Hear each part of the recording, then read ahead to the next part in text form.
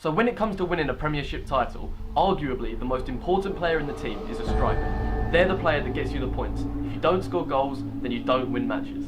And every team needs a good striker. If you look at Real Madrid, they have Benzema.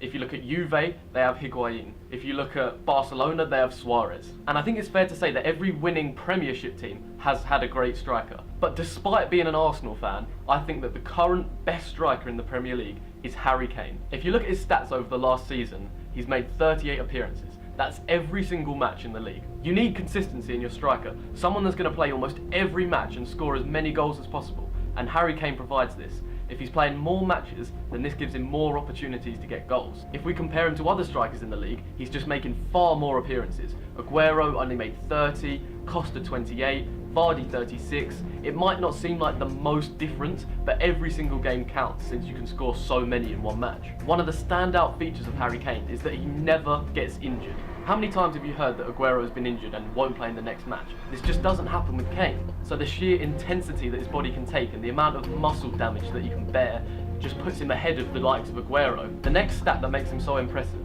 is his goal scoring ability. He scored 25 goals last year, which won him the Golden Boot. This is more than Vardy, more than Aguero, more than Giroud, more than Costa. So despite not being a big money move from a different country, he's still scoring the most goals. In those 38 games, he scored 25 goals. That's a goal every 1.52 matches. That's a record that's only been beaten a few times since the beginning of the Premier League.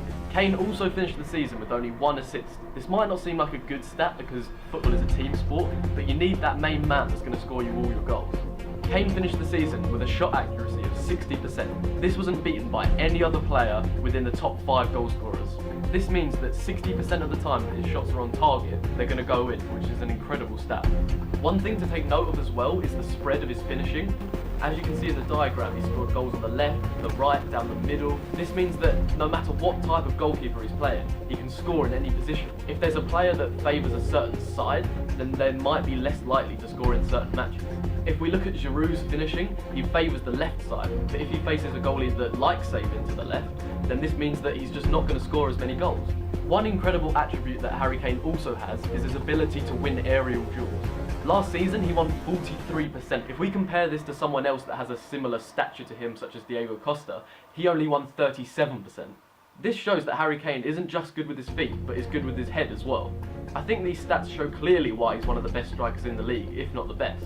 Now, a question that's been on everyone's mind is if Harry Kane can score more goals than Alan Shearer, who is arguably the best striker of all time in the Premier League. Now, Alan Shearer scored a staggering 260 goals in the Premier League and managed a goal every 2 matches. This makes him the highest scorer in the Premier League of all time and a definite milestone for Harry Kane to beat. Now, mathematically, can Harry Kane beat Alan Shearer? Alan Shearer scored 260 goals and Harry Kane currently has 49. If you take 49 away from 260, then that gives you 211. Harry Kane averages a goal every 1.52 matches, so if we multiply that by the 211, we get a number of 321. 321 divided by 38, which is the amount of games in a season, equals 8.45. This means that Harry Kane needs 9 seasons to score as many goals if he keeps up his current record. If we add 9 seasons onto his current age of 23, then he'll be 32 roughly when he reaches this record. Now, considering that Alan Shearer retired at 36, this gives Harry Kane a spare 4 years that he can not perform up to this level. So it's possible that Harry Kane could score 260 goals by the age of 32. He doesn't rely on pace, which means when he gets older, he'll still be able to score a lot of goals. And if he can maintain his record of having no injuries, then there's no doubt that he'll beat this record and go even further. So yes, I would say that Harry Kane is the best striker in the league. But is he the best striker in the world? Going against the likes of Lewandowski and Suarez, I don't think he's quite there yet. But he's still only 23, so he's got plenty of time.